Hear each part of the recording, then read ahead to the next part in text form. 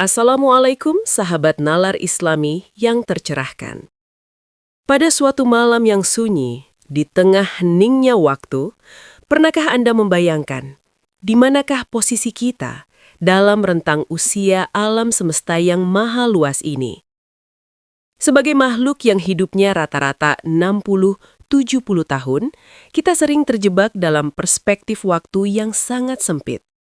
Namun ada sebuah pertanyaan yang telah menggugah pikiran para ulama, filsuf, dan ilmuwan selama berabad-abad.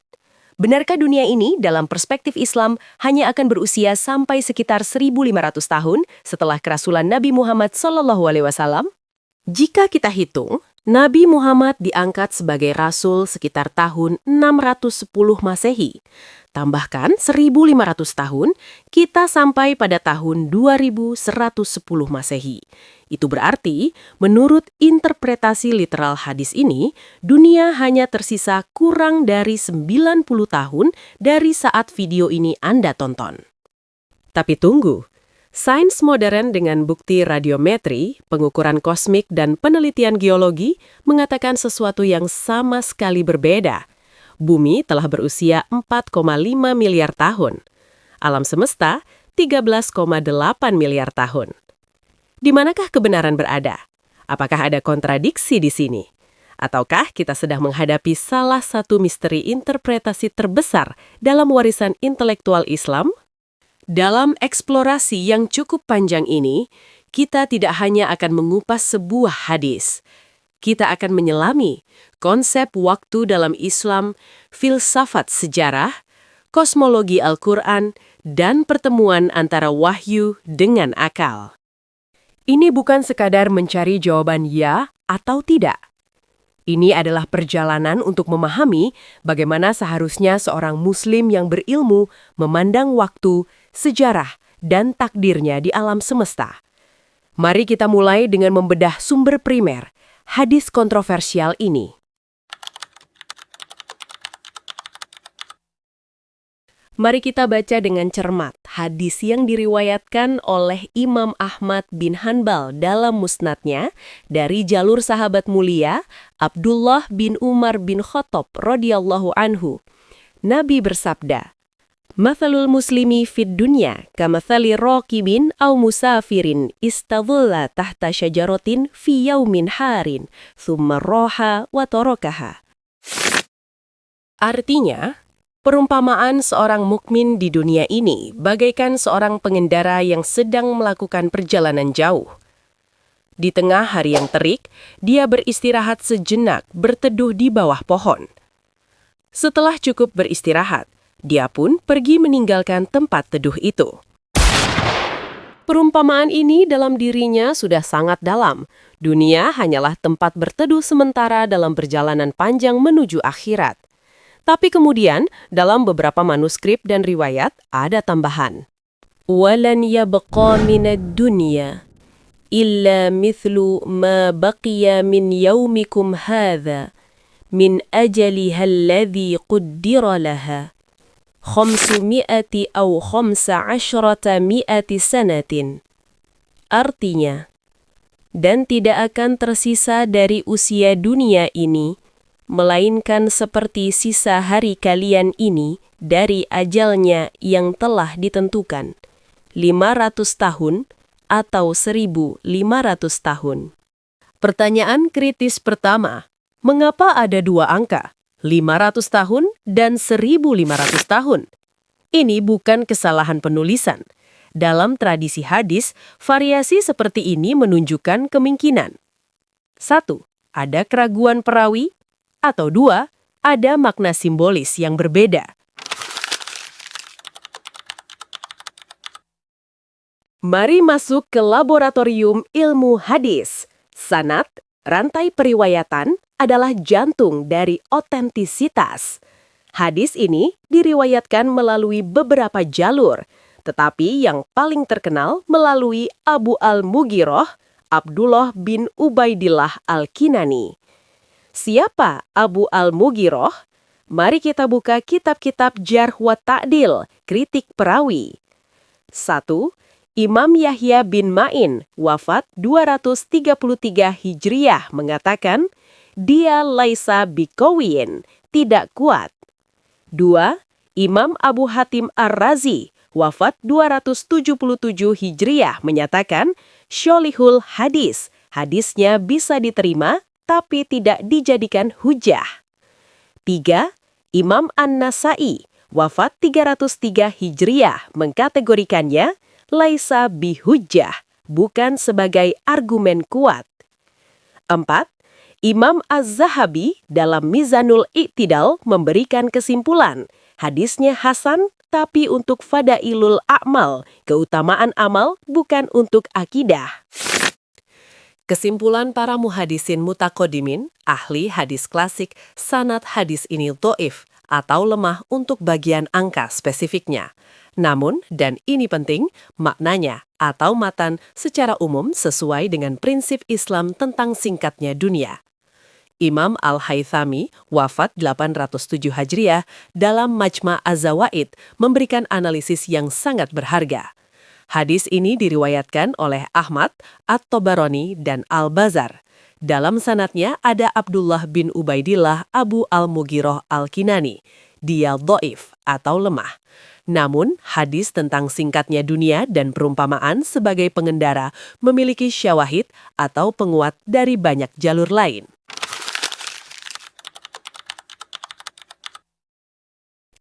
Mengapa angka dalam hadis seringkali problematik? Mari kita lihat contoh lain. 1. Hadis tentang umur umat Islam. Ada yang menyebut 70 tahun, ada yang 60, 70, ada yang seperti sisa waktu antara asar dan maghrib. 2. Tentang tanda kiamat. Aku diutus seperti 2 jari ini, tapi dekat secara ilahi berbeda dengan manusia. Ibnu Rajab Al-Hanbali, wafat 795 Hijriah, dalam Jami'ul Ulum wal Hikam, menjelaskan, angka-angka dalam hadis seringkali bersifat majasi atau metaforis, bukan hisabi atau matematis. 70 tahun untuk umur umat Islam bukan berarti persis 70 tahun kalender, tapi melambangkan singkatnya waktu dan urgensi beramal. Imam As-Suyuti, wafat 911 Hijriah, memberikan tafsir menarik tentang 1.500 tahun. Mungkin yang dimaksud adalah 1.500 tahun lunar atau komariah, bukan solar atau syamsiah, karena kalender Islam menggunakan bulan bukan matahari. 1.500 tahun lunar sama dengan sekitar 1.455 tahun solar, tapi ini pun masih spekulasi.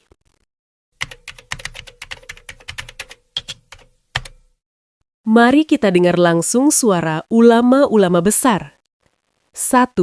Imam Al-Qurtubi, wafat 671 Hijriah, dalam At-Tazkirah. Hadis tentang 1.500 tahun sampai kepada kita melalui jalur yang lemah. Kalaupun kita terima, itu adalah isyarat tentang singkatnya waktu dunia dibanding akhirat, bukan hitungan matematis. Karena satu hari di akhirat bisa sama dengan 50.000 tahun dunia. 2. Ibnu Hajar Al-Asqalani, wafat 852 Hijriah, dalam Fathul Bari. Makna yang lebih kuat, dunia ini fana yang sebentar lagi akan berakhir.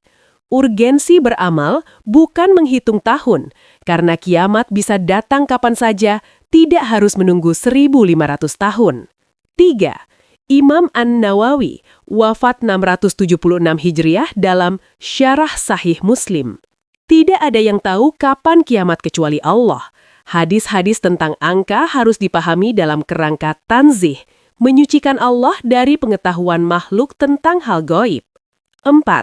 Ibnu Taimiyah, wafat 728 Hijriah, dalam Majmu' Fatawa. Para sahabat sendiri tidak pernah sibuk menghitung-hitungan tahun kiamat. Mereka sibuk memperbaiki diri dan menyebarkan Islam. Itulah pelajaran terbesar.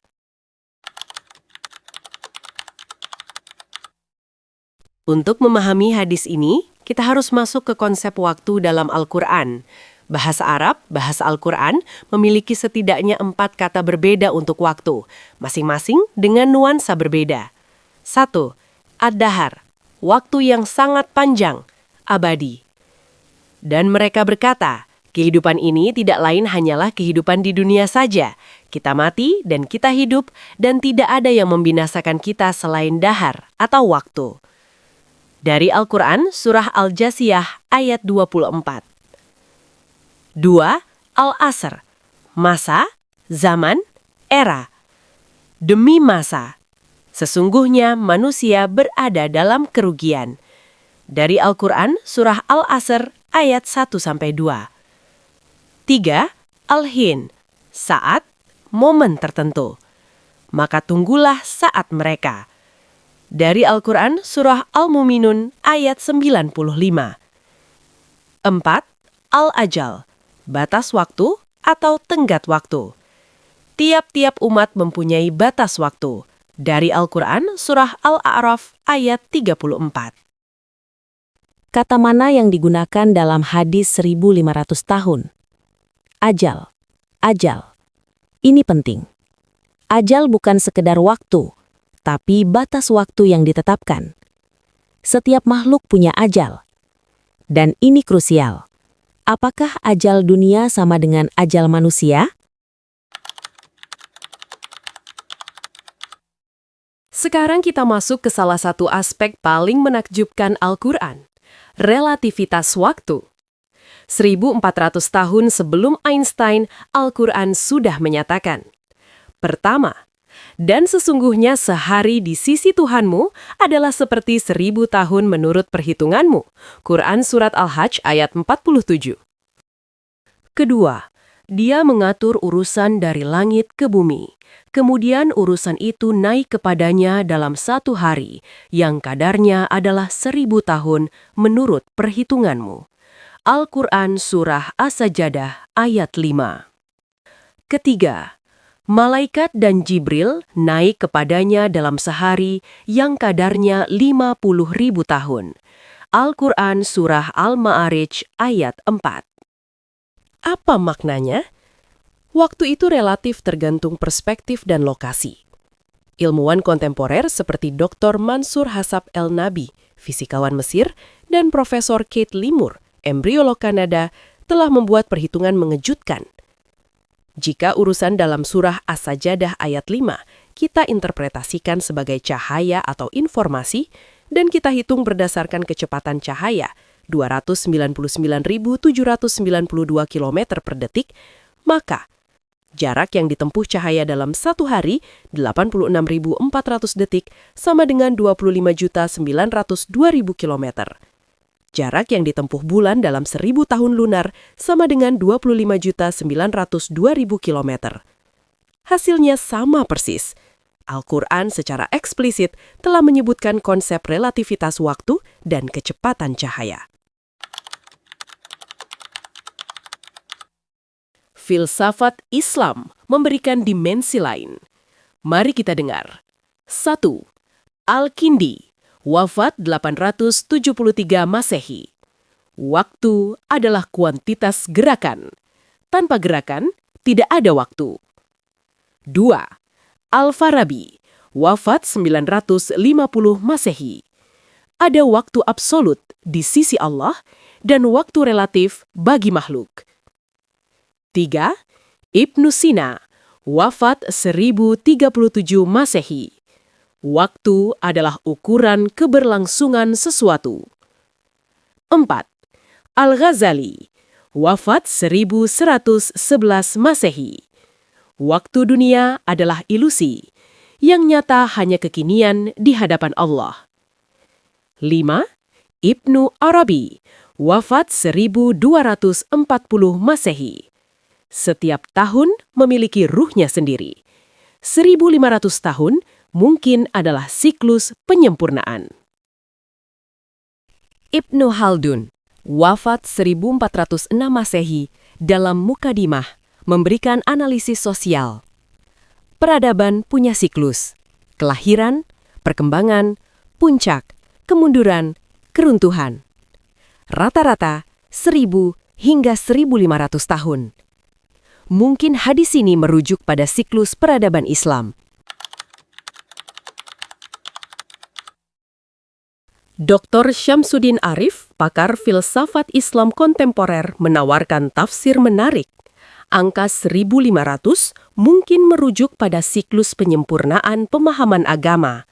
Dia menguraikan, 500 tahun pertama, 1 hingga 500 Hijriah, era penyusunan dasar-dasar atau usul, 500 tahun kedua, 500 hingga 1000 Hijriah, era pengembangan dan perluasan atau furuk, 500 tahun ketiga, 1000 hingga 1500 Hijriah, era pembaharuan dan adaptasi atau tajdid.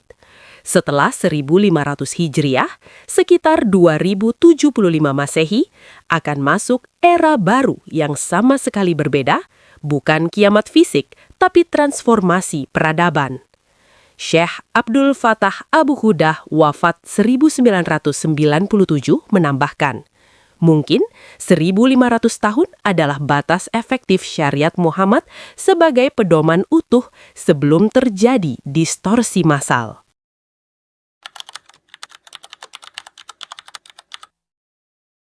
Mari sekarang kita dengarkan apa kata sains modern dengan semua instrumentasinya yang canggih.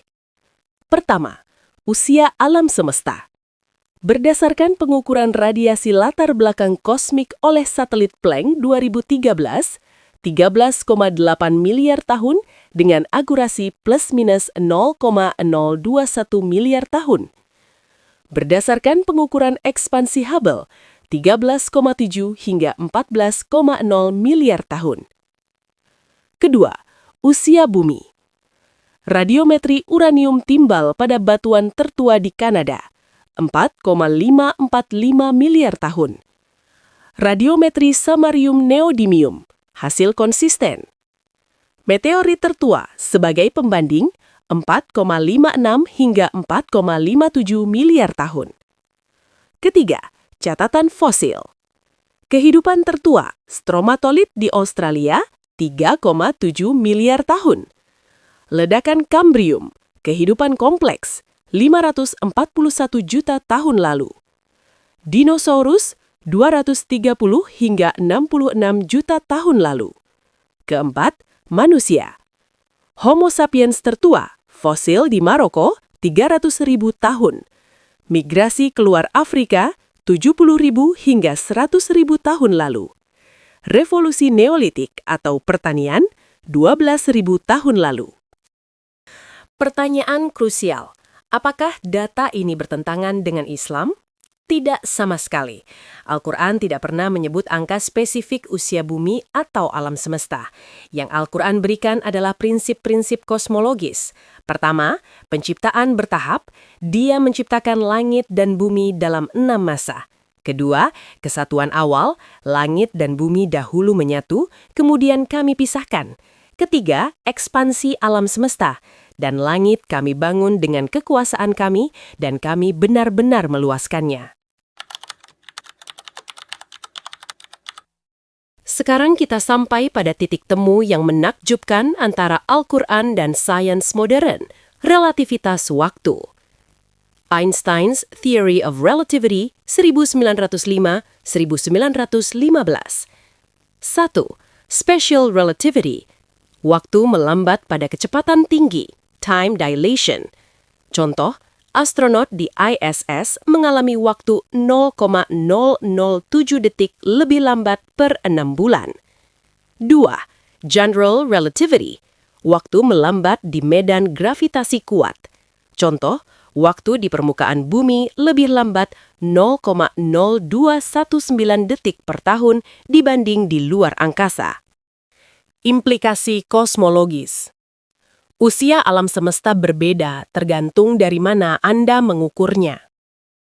Pada black hole, 1 jam bisa sama dengan 7 tahun di bumi. Dan pada kecepatan mendekati cahaya, 1 tahun perjalanan sama dengan puluhan tahun di bumi.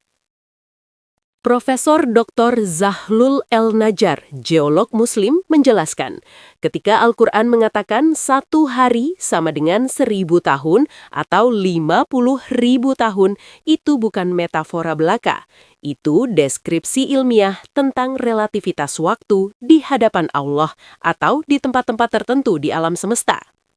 Dr. Maurice Bucaille, dokter Perancis, penulis Bible, Quran and Science, menyatakan konsistensi ayat-ayat Quran tentang waktu dengan sains modern adalah salah satu bukti kemukjizatannya.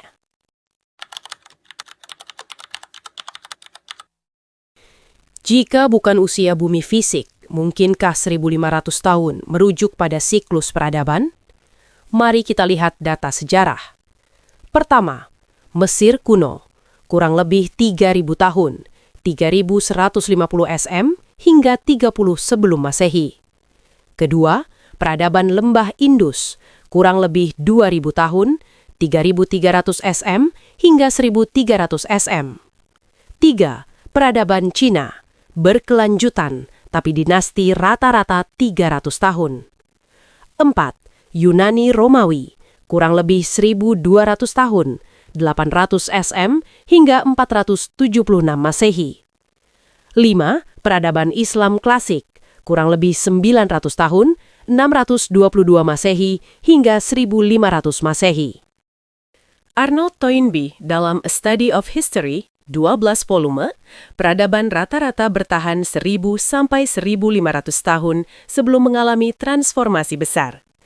Ibnu Khaldun sudah menyatakan 600 tahun sebelumnya, peradaban punya siklus 4 generasi atau 120 tahun, atau sekitar 500 sampai 600 tahun untuk siklus lengkap. Mungkin hadits 1.500 tahun adalah penglihatan Nabi tentang siklus peradaban Islam khususnya, bukan usia bumi. Poin yang paling penting sering terlewatkan. Islam secara tegas melarang menghitung-hitung kapan kiamat. Mengapa? 1. Dalam Al-Quran, Surah Al-A'raf ayat 187, Allah berfirman, "Mereka menanyakan kepadamu tentang kiamat. Bilakah terjadinya? Katakanlah, sesungguhnya pengetahuan tentang kiamat itu adalah pada sisi Tuhanku." Ibnu Katsir dalam tafsirnya menegaskan, siapapun yang mengaku tahu kapan kiamat, dia telah kafir, karena dia menyalahi nas Quran yang jelas. Lalu, bagaimana dengan hadis 1.500 tahun? Inilah mengapa mayoritas ulama mengatakan hadis ini lemah atau harus ditafsirkan bukan sebagai penanggalan kiamat. Pada akhirnya, esensi dari semua pembahasan ini adalah apakah makna spiritualnya bagi kehidupan kita. Nabi bersabda dalam hadis yang sangat terkenal, manfaatkan 5 sebelum 5, masa mudamu sebelum masa tuamu, sehatmu sebelum sakitmu, kayamu sebelum miskinmu, waktu luangmu sebelum sibukmu, hidupmu sebelum matimu. Imam Al-Ghazali dalam Ihya Ulumuddin menjelaskan, dunia ini ibarat ladang untuk akhirat. Bukan berapa lama kita di sini, tapi apa yang kita tanam. Syekh Ibn Athaillah As-Sakandari dalam Al-Hikam, jangan pedulikan berapa lama dunia akan bertahan. Yang penting, sudah siapkah engkau meninggalkannya? Mungkin inilah makna terdalam hadis 1.500 tahun, peringatan tentang singkatnya waktu, betapapun lamanya menurut kita. Karena 1.500 tahun atau 15 miliar tahun di hadapan keabadian akhirat hanyalah sekejap.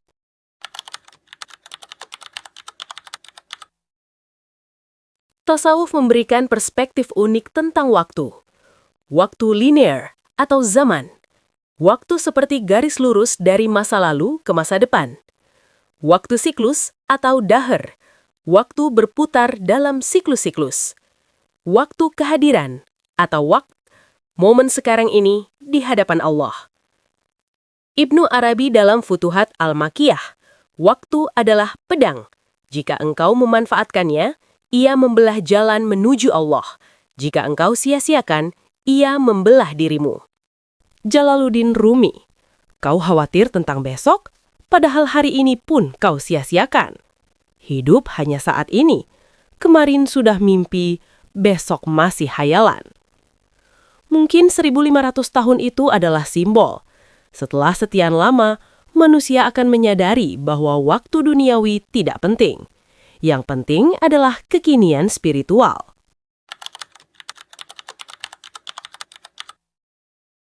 Setelah perjalanan intelektual dan spiritual yang panjang ini, mari kita simpulkan dengan kepala dingin dan hati yang tenang.